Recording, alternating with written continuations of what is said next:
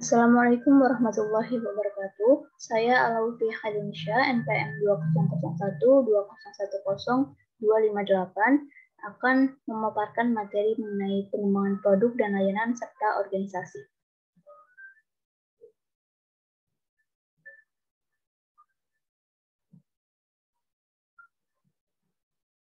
Yang pertama yaitu mengenai hubungan inovasi, kreativitas, dan desain. Peter Drucker menyebutkan bahwa inovasi berarti perubahan yang menciptakan dimensi kinerja baru, tetapi perlu dicatat bahwa ide inovasi lebih luas dan lebih lengkap daripada penemuan. Ini menyeratkan tidak hanya ide baru, tetapi juga proses mengubah ide menjadi sesuatu bagi pelanggan, pemilik, atau keduanya. Inovasi dipengaruhi dan dikelola dengan banyak hal, namun ada satu unsur yang sangat penting yang menjadi pusat inovasi, yaitu kreativitas. Nah, kreativitas ini itu adalah sebuah kemampuan untuk bergerak melampaui ide, aturan, atau asumsi konvensional untuk menghasilkan ide-ide baru yang signifikan. Nah, jika kreativitas ini itu merupakan unsur yang penting dalam sebuah inovasi, maka diperlukan juga yang namanya proses untuk mengubah ide inovasi menjadi suatu hal yang konkret. Hal itu disebut dengan desain. Desain ini itu adalah menggambarkan tampilan, pengaturan, dan cara kerja sesuatu. Sebuah desain harus memberikan solusi yang akan bekerja dalam praktek. Selanjutnya yaitu mengenai pentingnya strategi pengembangan produk dan layanan. Dari perspektif pasar, persaingan semakin ketat. Bahkan keunggulan kecil dalam spesifikasi produk dan layanan dapat berdampak signifikan pada daya saing. Hal ini telah membuat pelanggan seringkali lebih menuntut produk dan layanan yang sesuai dengan kebutuhan spesifik mereka.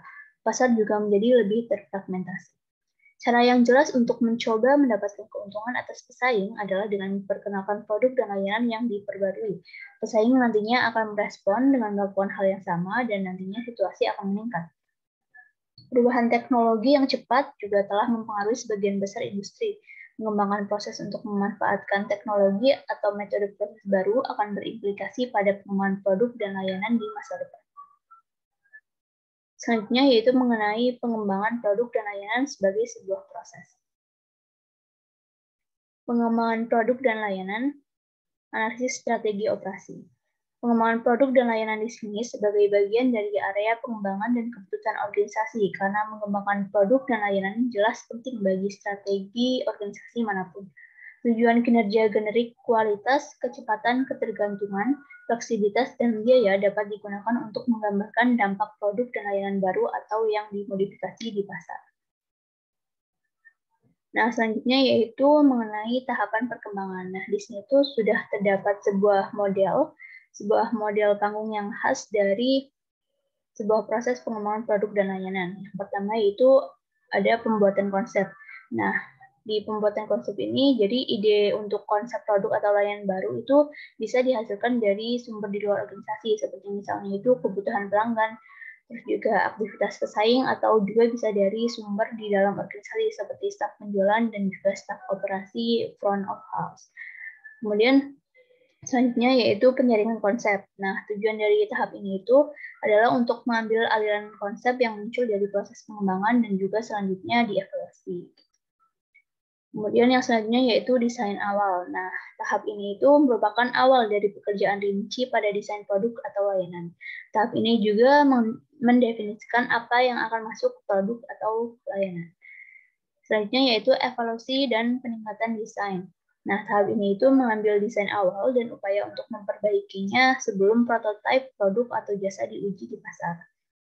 Kemudian yang selanjutnya yaitu pembuatan prototipe dan desain akhir. Nah, tahap ini itu mengubah desain yang telah diperbaiki kemudian menjadi prototipe sehingga dapat diuji.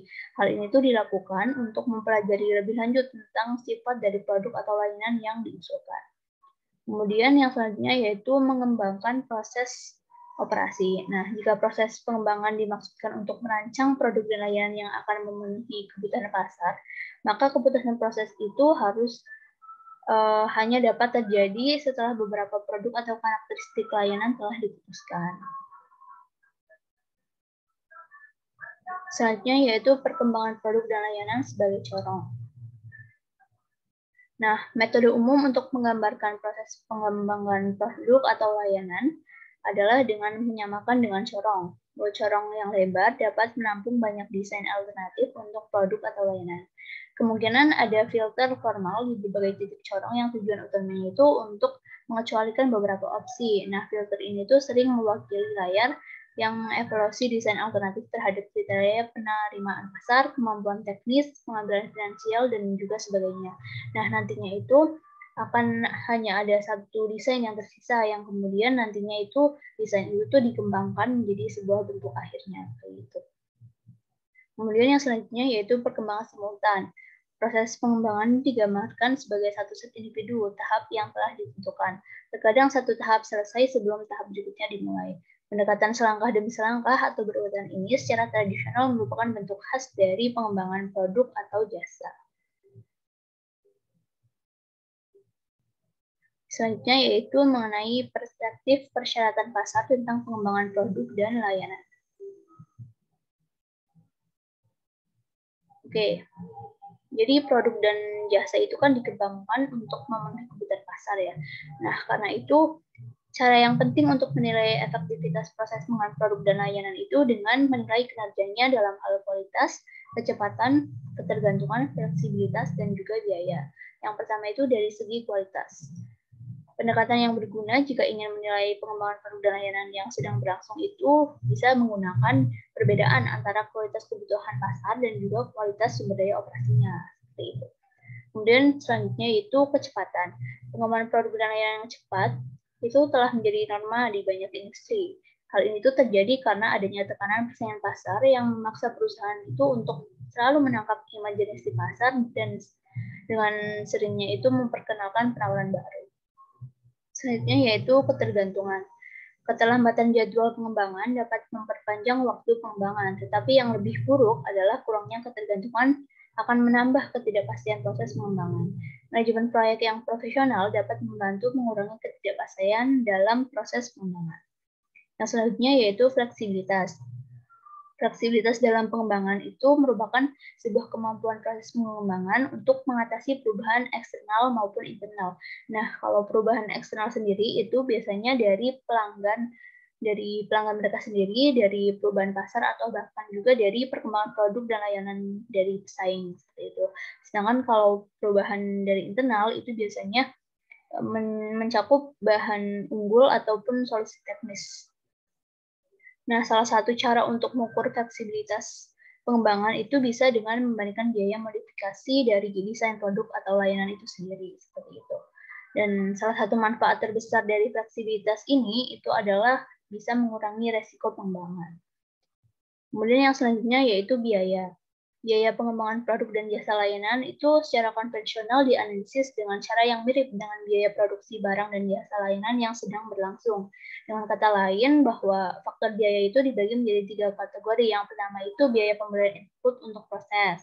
Kemudian yang kedua itu biaya penyediaan tenaga kerja dalam proses. Dan juga yang ketiga itu adalah biaya overhead umum untuk menjalankan proses. Itu. Yang selanjutnya yaitu perspektif sumber daya operasi pada pengembangan produk dan layanan.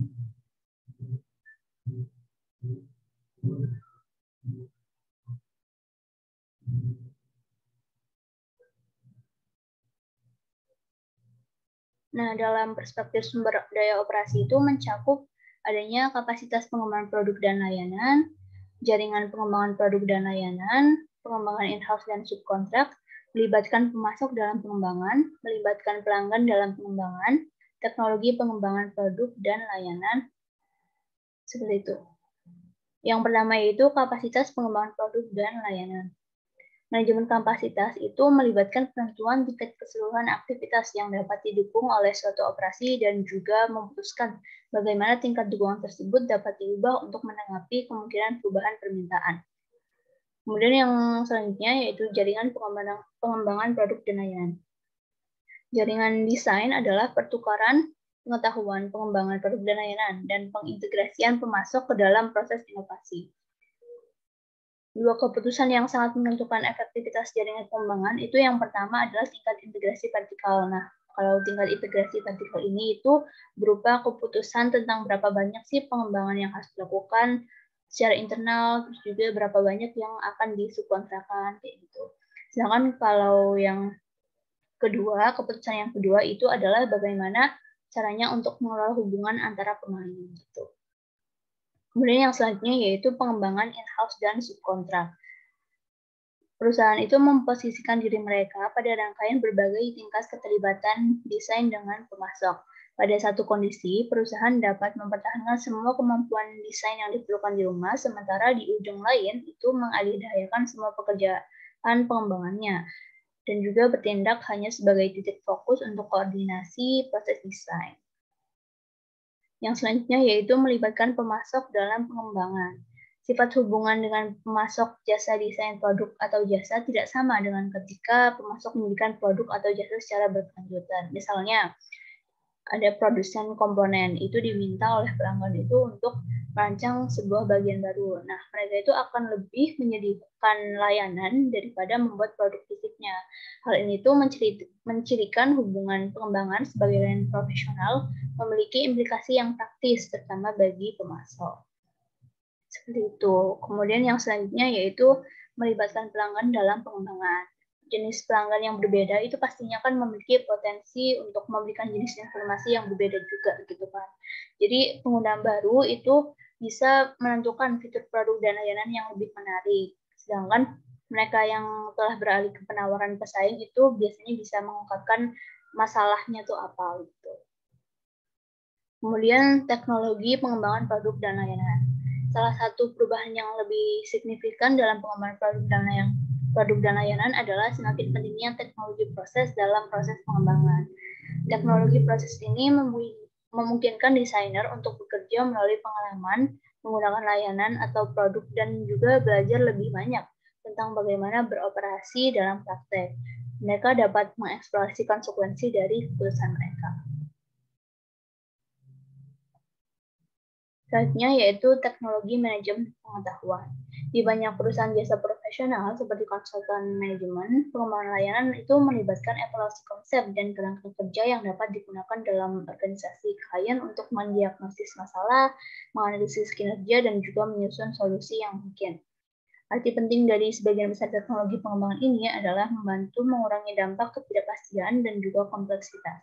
Sistem manajemen pengetahuan ini mengkonsolidasikan dan juga menyanyikan informasi tentang apa yang terjadi dalam organisasi. Selanjutnya yaitu organisasi pengembangan produk dan layanan. Di antara kriteria yang digunakan untuk menilai efektivitas bentuk organisasi yang berbeda, dua khususnya itu penting untuk pengembangan produk dan layanan, yaitu spesialisasi dan juga integrasi. Nah, kalau spesialisasi sendiri itu penting karena dia itu mendorong kedalaman pengetahuan dan juga pemahaman teknis yang diperlukan dalam bentuk terkonsentrasi selama proses pengembangan. Sedangkan integrasi sendiri itu kenapa penting? Karena produk dan layanan itu terdiri dari komponen atau subsistem yang lebih kecil. Selanjutnya yaitu struktur organisasi berbasis proyek. Proses total pengembangan konsep hingga pasar hampir pasti akan melibatkan personel dari beberapa area organisasi yang berbeda. Sebagian besar fungsi akan memiliki beberapa bagian untuk dimainkan dalam membuat keputusan yang akan membentuk desain akhir. Dalam organisasi yang murni fungsional, semua staf yang terkait dengan proyek desain secara jelas didasarkan pada kelompok fungsional mereka. Tidak ada grup berbasis proyek sama sekali. Mereka mungkin bekerja penuh waktu pada proyek, tetapi semua komunikasi dan hubungan dilakukan melalui manajer fungsional mereka. Proyek ini ada hanya karena kesepakatan antara manajer fungsional. Selanjutnya yaitu efektivitas struktur alternatif.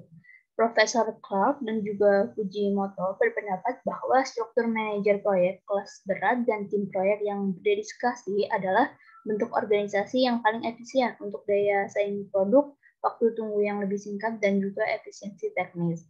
Mungkin yang lebih menarik adalah kesesuaian struktur alternatif untuk berbagai jenis proyek pengembangan produk dan layanan. Struktur matriks umumnya dianggap sesuai untuk proyek sederhana dan sangat kompleks.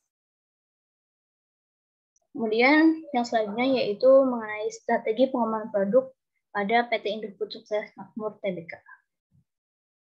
Nah, PT Indofood Sukses Makmur ini merupakan sebuah perusahaan yang berbasis Indonesia yang utamanya itu bergerak dalam industri pengolahan makanan, bumbu, minuman, kemasan, minyak goreng, pabrik gandum, dan pabrik pembuatan tepung karung. Perusahaan ini itu mengklasifikasikan bisnisnya menjadi 5 segmen. Yang pertama yaitu produk konsumen bermerek, kemudian Bugasari, agrobisnis, distribusi, dan juga budidaya dan pengolahan sayuran. Yang selanjutnya yaitu analisis SPLT. Nah, analisis SPLT sendiri itu identifikasi berbagai faktor secara sistematis untuk merumuskan strategi perusahaan. Nah, analisis SPLT yang terjadi pada PT Indofood sendiri itu yang pertama itu dari segi kekuatan atau strength. Jadi PT Indofood ini itu memiliki kekuatan yang pertama itu memiliki banyak anak perusahaan. Kemudian produknya juga terpercaya, keahlian dalam cita rasa, memiliki SDM yang besar sehingga mampu dalam memproduksi, struktur dan perkembangan kerja yang bagus, segmentasi pasar sesuai dengan kebutuhan konsumen, jangkauan distribusi yang luas, dan juga kecepatan dalam menjangkau konsumen. Kemudian kelemahan atau weakness dari PT Indofood sendiri itu yaitu terlalu banyak divisi yang mengurus perusahaan sehingga membuat perusahaan itu rentan goncangan terhadap penjualan produk yang menurun. Kemudian belum menggunakan bahan baku alternatif. Kemudian adanya health issue masyarakat terhadap produk Indomie. Kemudian biaya produksi kurang efisien karena menggunakan bahan bakar yang harganya mahal, persediaan bahan baku yang masih bergantung pada impor, dan juga permintaan pasar yang belum terpenuhi. Kemudian yang selanjutnya yaitu peluang atau opportunity PT Indofood. Yang pertama yaitu segmen pasar yang baru, melakukan diversifikasi terhadap produk lain. Indofood memiliki komitmen yang dapat mengembangkan kualitas produk yang hasilnya sesuai dengan selera konsumen dan dapat menciptakan kesan brand-minded konsumen. Kemudian menyediakan produk Indofood secara khusus dan menjangkau seluruh pasar. Dan juga daya beli konsumen yang meningkat pada masa pandemi. Kemudian yang selanjutnya yaitu ancaman atau trik PT Indofood, yaitu kompetitor mengeluarkan produk baru yang inovatif. Kemudian biaya cukai yang tinggi, tidak fokus terhadap satu jenis produk, permintaan konsumen menurun, dan juga dikenakan pajak penjualan. Nah, kemudian yang selanjutnya itu strategi pengembangan pada PT Indofood Sukses Makmur Tbk. Pada masa pandemi, strategi SDM dalam memasarkan produk telah disesuaikan dengan keadaan terbaru saat ini seperti pemberlakuan pembatasan sosial berskala besar atau PSBB yang membuat toko retail itu tutup dan masyarakat itu lebih banyak di rumah. Nah, untuk menambah minat beli konsumen, Indofood itu mengeluarkan varian produk baru yang diproduksi terbatas seperti Indomie dan juga Indomie robot seperti itu. Produk lama juga terus dikembangkan dengan mengubah kemasan menjadi lebih menarik. Pada masa pandemi, Indofood juga lebih fokus untuk tetap bisa memasok secara konstan produknya ke konsumen dengan aman. Penjualan bumbu masak selain mie instan juga terus meningkat selama pandemi karena kecenderungan masyarakat itu lebih senang memasak sendiri di rumah. Indofood juga menjaga kesehatan para karyawan agar suasana tetap aman dan nyaman. Perusahaan selalu menerapkan protokol kesehatan 5M dan juga 3T. PT Indofood memiliki sejumlah strategi untuk memaksimalkan penjualan di masa pandemi. Caranya dengan mengeluarkan produk baru dan mengembangkan promosi. Selama pandemi, produk konsumsi penjualannya sangat meningkat termasuk penjualan ke luar negeri. Usaha pemasaran yang telah dilakukan sudah semakin maju, sehingga pada saat pandemi tidak terlalu berdampak besar untuk perusahaan ini. Sekian pemaparan materi dari saya, kurang lebihnya mohon maaf. Wassalamualaikum warahmatullahi wabarakatuh.